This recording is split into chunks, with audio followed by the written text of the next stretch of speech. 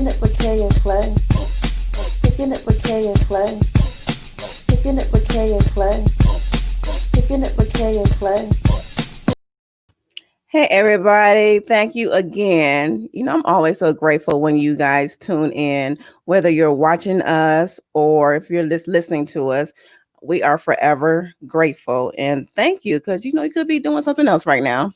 So, this is another episode of Kicking It with Kay and Clay. Again, I am your girl, Kay Marie. And this series has just been so phenomenal. Learning so much stuff and so much good information coming forth with my guests. We kicked off the series with Kim Brooks, best-selling author, minister of singles. With our first episode about singles, being a complete and whole single before you even entertain someone else in your life. And then we dropped last week. We dropped the episode 2 about dating after 50. And I did that because I know a lot of women, little older women, who they're saying that it's hard out here. Like the dating pool is kind of like it's like slim pickings, so to speak. But we know that it's some good people out here, some good men out here, but a lot of them just frustrated. So I had on my boss. She was gracious enough to come on the show last week and talk about dating after 50 and all the shenanigans that she run into and everything. So that was fun. Check that out. And so today we are going to be talking about something that's near and dear to my heart.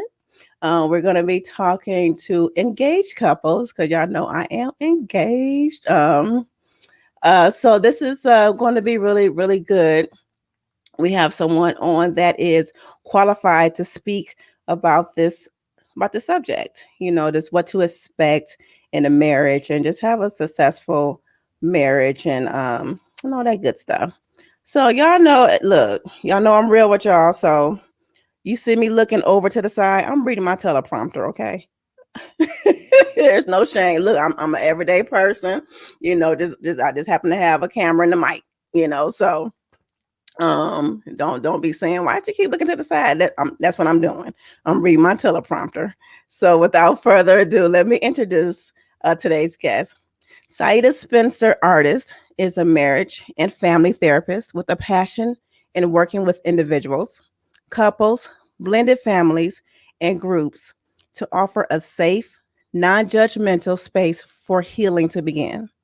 She is the owner of Focus Therapy Clinic in Southfield, Michigan, and has a podcast, Fix Your Focus, Let's Chat Therapy with Siedah, which focuses on empowerment and the spoken and unspoken conversations of women. Her goal is to provide a safe and non-judgmental place for couples and families to process and heal. Ladies and gentlemen, welcome my guest, Siedah. Hi, Siedah. How are you?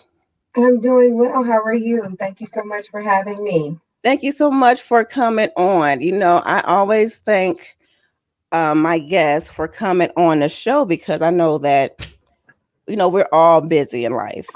And I Mhm. know that time is precious. It's the one thing that we cannot get back. So I am always grateful for my guests who come on and take just a few minutes out their time to talk to my audience. Thank you so much. Of course, of course. So just a little background. How did you get into counseling married couples, blended families, and families, period?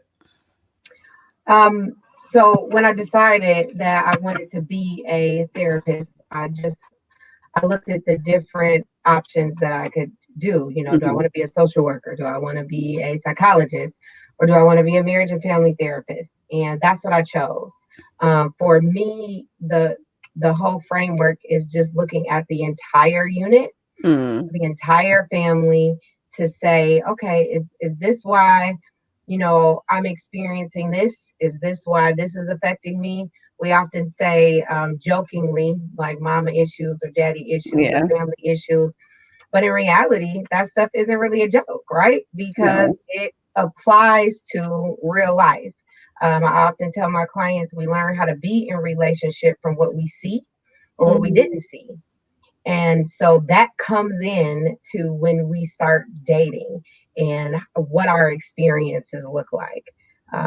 Working with couples is really a passion for me. Mhm. Um, I love to be able to see just people grow, like stuff you may not even realize about your partner that you missed or you didn't know.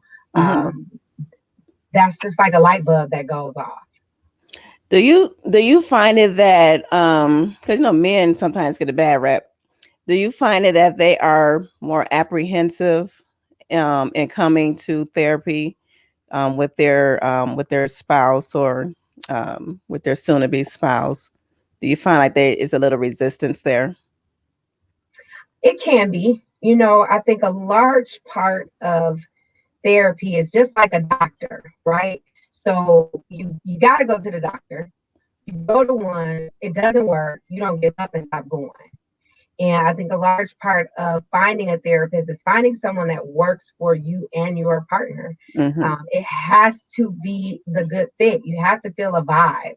Mm-hmm. Even on initial sessions, I'll ask before I won't assume, like, so are we booking the next session? Was this good? Was it as bad as what you thought it might be? Right.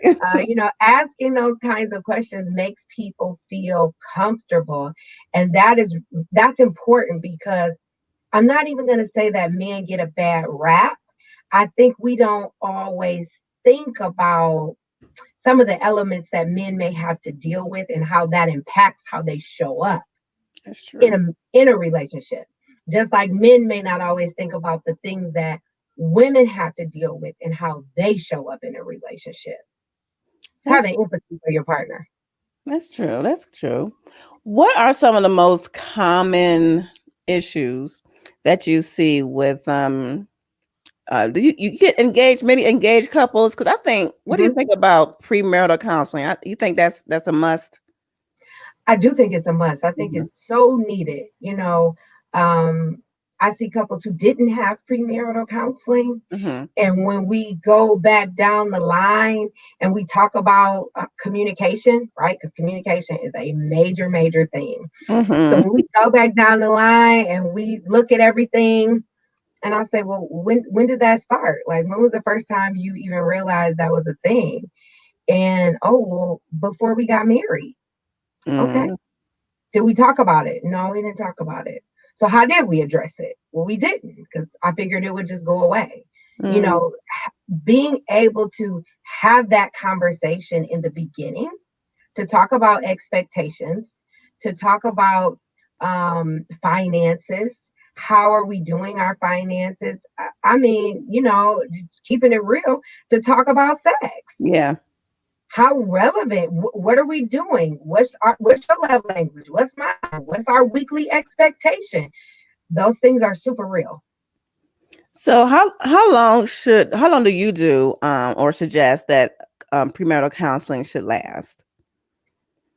I think a couple should at least do 3 to 5 sessions 3 to 5. because it depends on what we're talking about.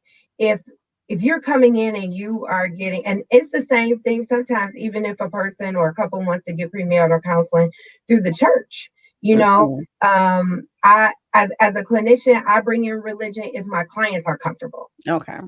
But I'm not going to bring it in if my clients are comfortable because everyone is different. Right. And that would mean, that I am making that safe space for them. But if we need to talk about finances and that discussion has never been had, or if we need to talk about how the communication happens when an argument is happening, Hmm. you Yeah, let's know, talk about that. Like, what are some effective ways to argue? so how I approach it, right, is first identifying how you argue and how your spouse or your partner argues, or who steady goes in, with the discussion. Who are we following each other around the house? Are we slamming doors or Right. are we shutting up clothes and we're not talking? Mm, Because sometimes you've got one person who's talking at the top of their lungs, but one person who stopped talking altogether, yeah. and neither one of them are healthy. So the best thing to do at times, which can be really difficult, is identifying that something isn't working and how you communicate, and taking the initiative to figure out how to change the way you communicate. Taking a break, a timeout. We calling it right here. You know, the 24-hour rule. Call it to ask, I need a minute because I feel like this is going completely left. Yeah. I came here to say one thing and we on things that Yeah. happened a month ago. You know, take a break and come back to the conversation. Don't let it not be discussed. Come back, talk about it to say, hey, earlier when we were talking about that, I was really affected. It really hurt my feelings. Sometimes we speak in you statements, right? Mm. And how defensive do we get when somebody is Mm-hmm. telling us, well, you did this. No, I didn't. Yes, you did. That creates an even bigger barrier. So, I think of you statements. If that's anything that somebody struggles with, think of you statements as when you were a kid and somebody said you got an attitude. And your response was, no, I don't. And they said, well, yes, you do. Well, no, I don't. Yes, you do. By the time you're done with that whole thing, what you got? An attitude. Exactly. So it works the same way. It's I would say that is a good way to start managing it. If you don't have a therapist or you're not open to talking to someone, it would be starting to speak from a place of exactly how you feel, because without vulnerability, there is no growth. Yeah. I like And if that. you can't be vulnerable with your partner, who are you vulnerable with? Exactly. Yeah, you need to open up. I like that. So okay, like say we had like a big old pie chart, right? So Mhm. how important how would the pie chart be shaded in? How much would it be for communication? Mm. I Like, know. that's like the whole pie chart in a sense, because so think of it like this, right? We typically break down intimacy and finances and goals and all of these things, and we make them individual. But when you think about it, at the root of it, in order to discuss these things, we have to know how to communicate. True. If we cannot talk to one another, if we cannot respect one another's space, which is our nonverbal communication, then how do we talk about any of those things? That's true. That's true. So communication is a large, large piece. Even when you hear people speak about connection, right? In order to connect, I got to feel like it's safe for me to communicate with you. That's our connection. Yeah. I like that. Okay, so we know that communication is key. Mhm. Key to having a successful marriage. And I know it's something that, is worked on all the time. You're not going to just get it. Like Yeah. just it's a continual process, right? Yes, Yeah. because we have transitional phases of life, right? Mhm. So think about the couple that started dating in their 20s. What you know when you're 20? Mm. Nothing. Uh, you know, so, so think about that couple. Or think about the couple that is maybe in their 30s and they are diving off into their careers and they have children and they're trying to manage all of these components, but not really asking for the things that they need.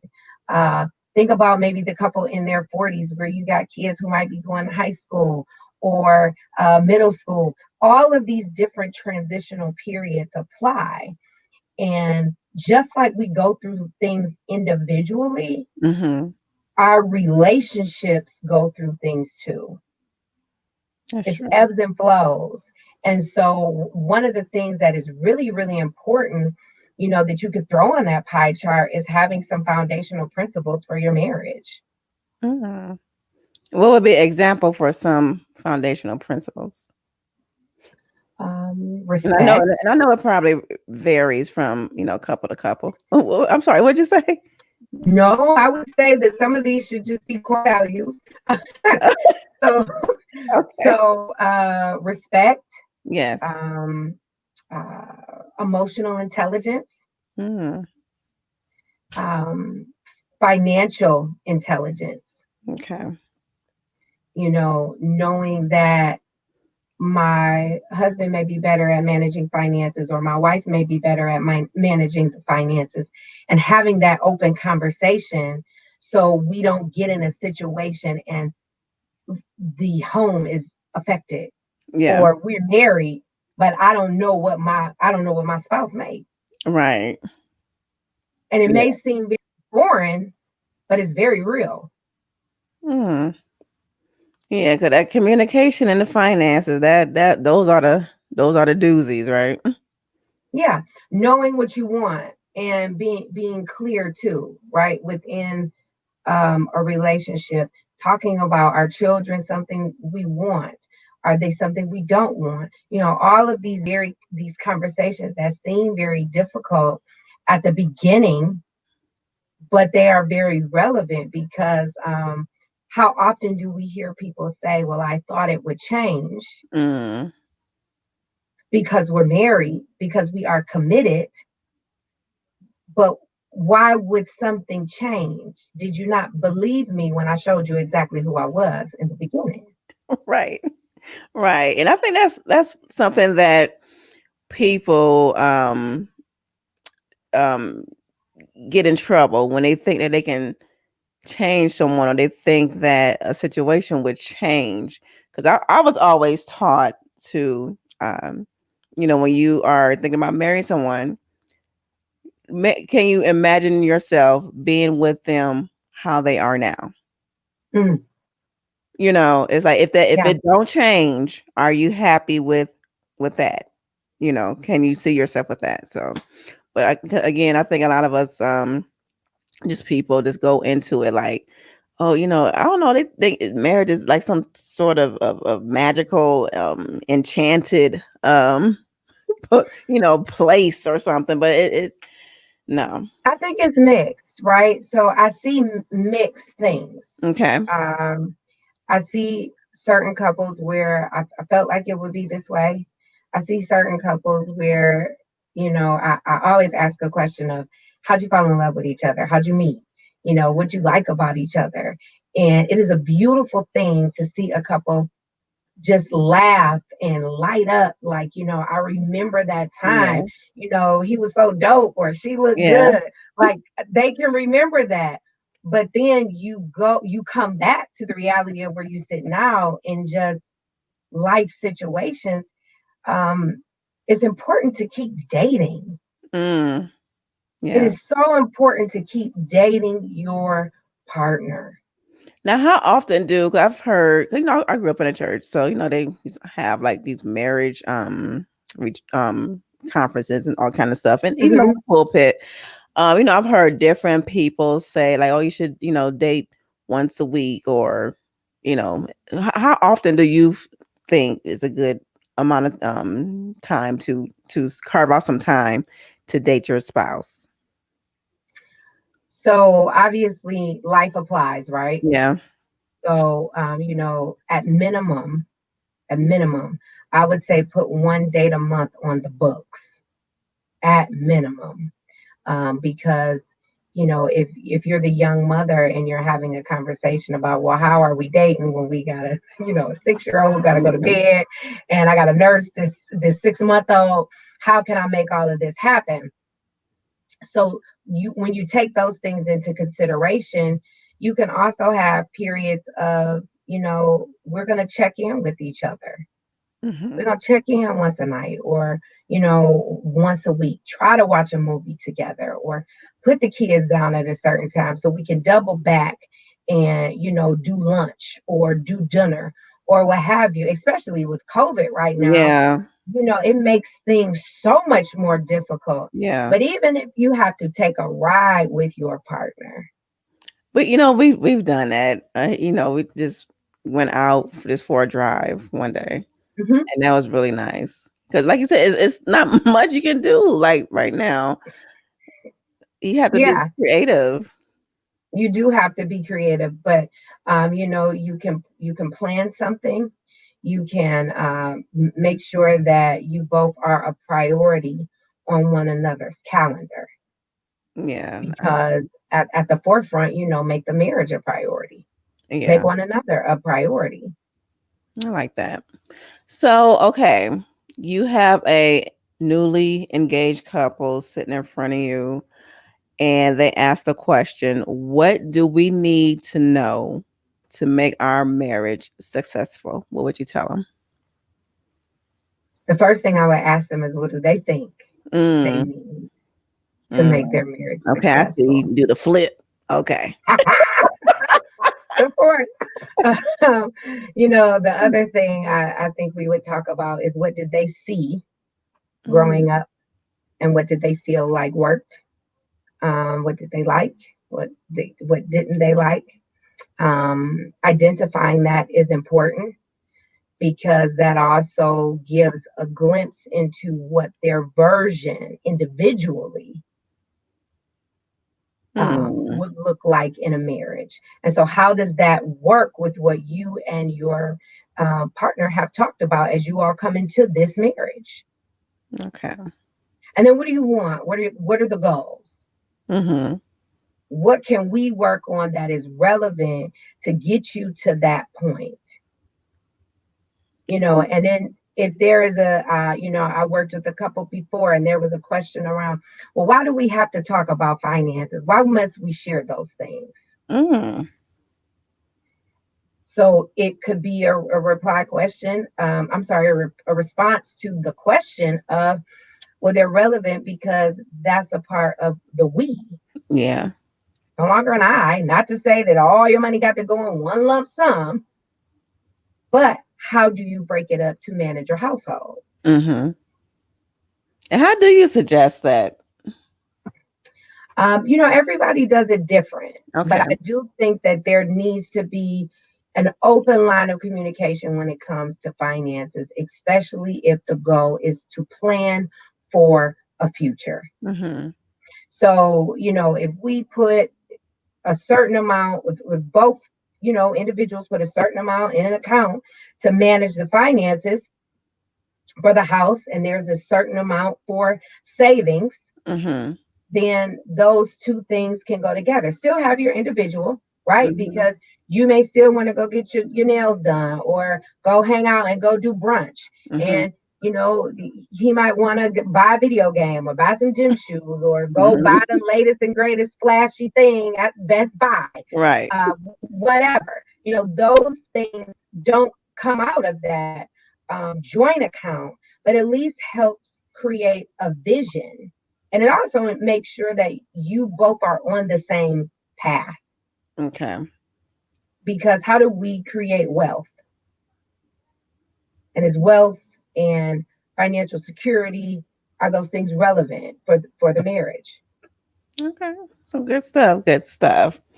What do you think of couples who go into it thinking that they, oh, it's gonna be 50-50? And I know I've heard like sometimes you might have to do the 80% and the other person is doing 20, because of what's going on.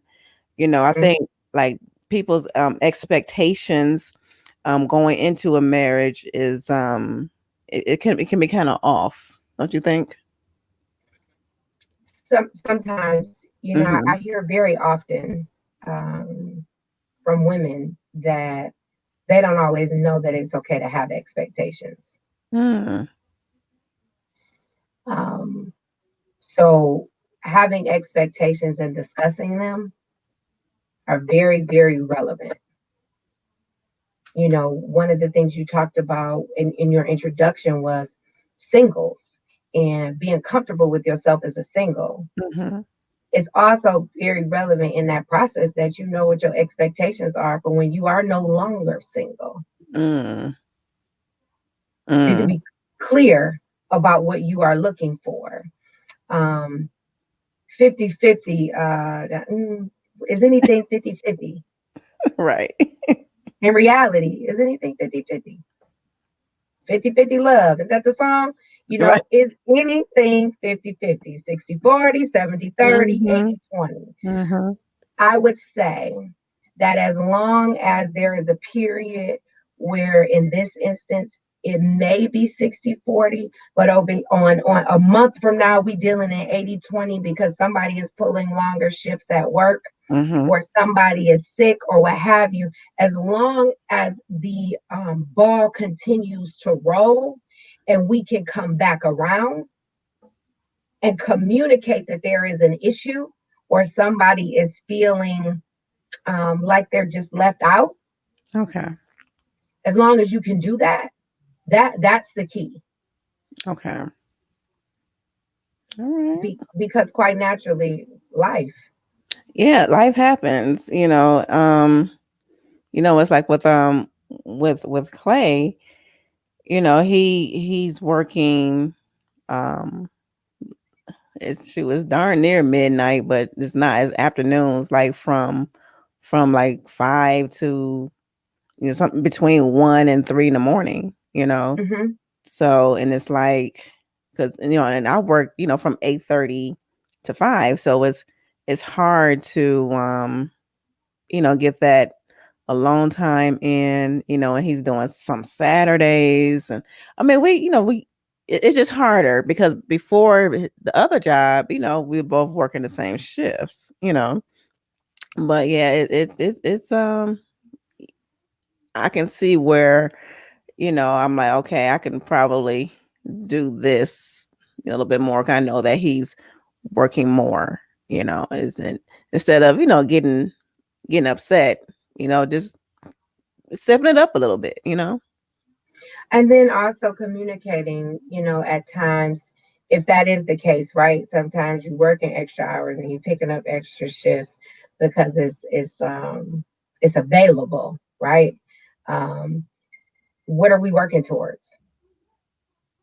What's our goal? I think it's very relevant for a couple to create a vision board. Mm. Create a vision board. Me and my husband, we are in a group, Mhm. and that group we create a vision board individually every single year. Okay. I You like know, that. plan it out the same way we make vision boards individually for ourselves. Mhm. Make one for your marriage. I like that. A marriage vision board. I like that. I really like that.